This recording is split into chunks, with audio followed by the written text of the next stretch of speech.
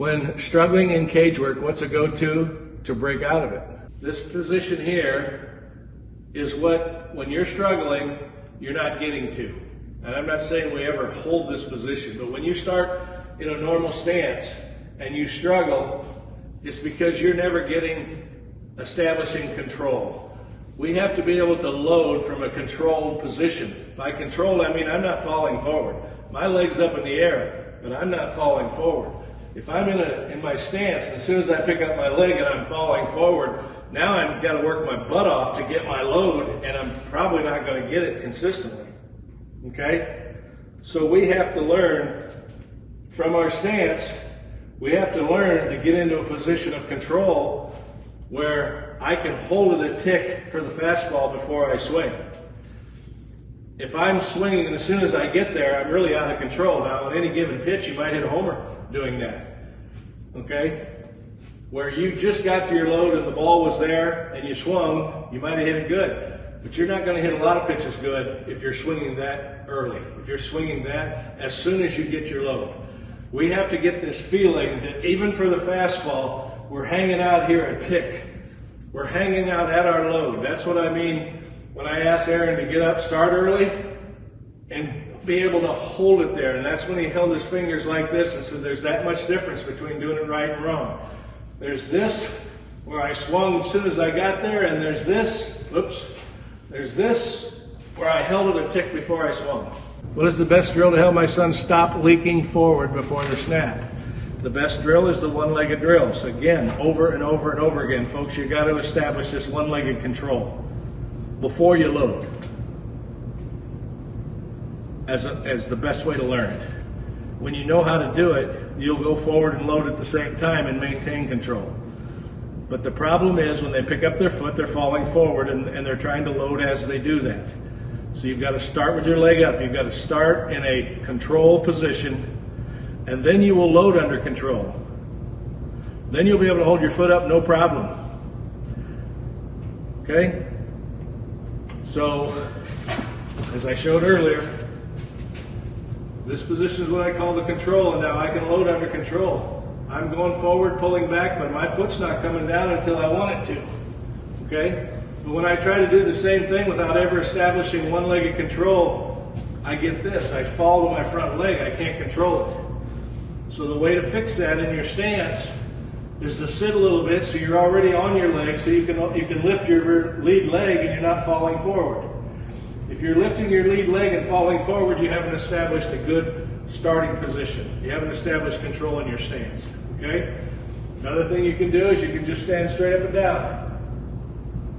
And you can get the same feeling from narrow feet. You can get the same feeling. The issue is when your feet are wide, whether they're a little wide or a lot wide or real wide, this lead leg has a lot of weight.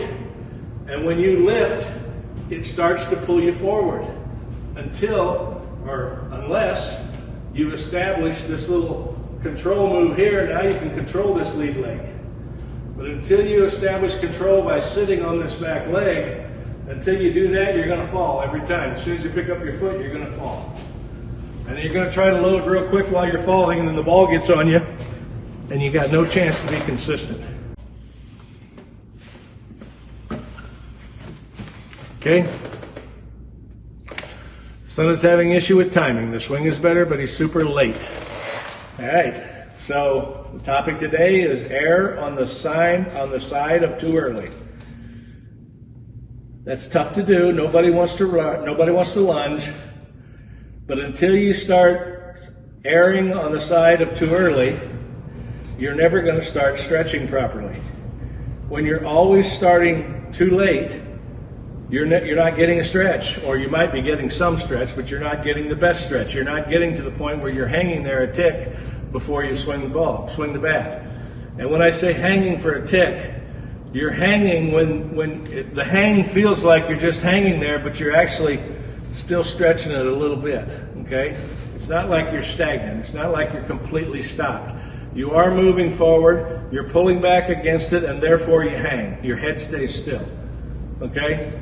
So you have to learn to start early, get the foot up early, and you're going to be way too early sometimes. It's just natural. But you're never going to learn to stretch and hold that position until you start early. When you start late, you're always rushing.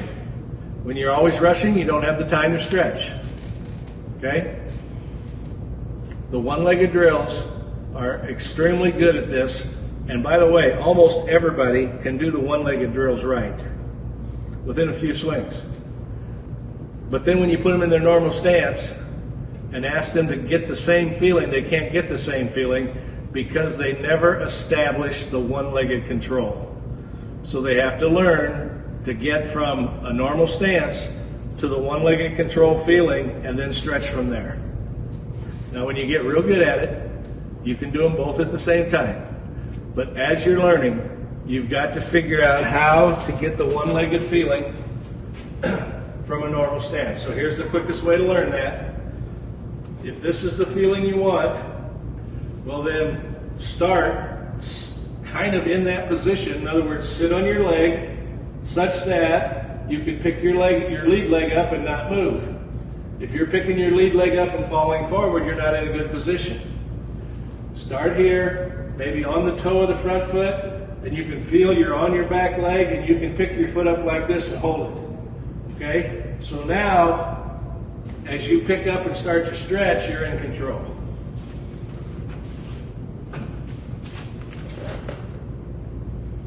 Okay? How do you do the leg up drill properly, and what sorts of things should I be looking for when working with my son? All right, I just covered it, but I'll do it again. The leg up drill, you got to establish this balance right here. Some kids, you'll just start to see their legs shake, like they can't hold this position. Well, the thing they need to do the most is figure this out, okay? Right here. Where's my head? Am I back here? Am I over here? Am I over there? Am I forward? Okay? I pretty much just established I'm really solid on my rear leg. I've got a nice balance, okay? When you have that nice balance, now the goal is to move forward and pull back so that the head doesn't move. See my butt moving forward? I'm coiling and my butt's moving forward, but my head is almost still. Now I'm stretching, okay? If I'm doing this and my head starts to go forward, I'm out of control. 2 key checkpoints. Keep your head still, and your rear foot should always feel heavy. Heavy, like really solidly grounded. Even as I'm doing this here, I'm still solidly grounded. And if you have to put your foot down and then swing, you're not solidly grounded on your rear leg. Okay? So this one-legged drill feeling, almost everybody can do this really good. But when they get in their stance, they fall. They really struggle holding this feeling.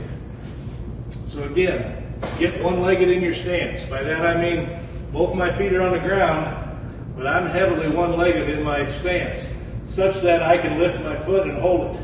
Okay? So now I'm going to lift my foot and do all the stretching at the same time, and I'm under control. It's not that hard, folks.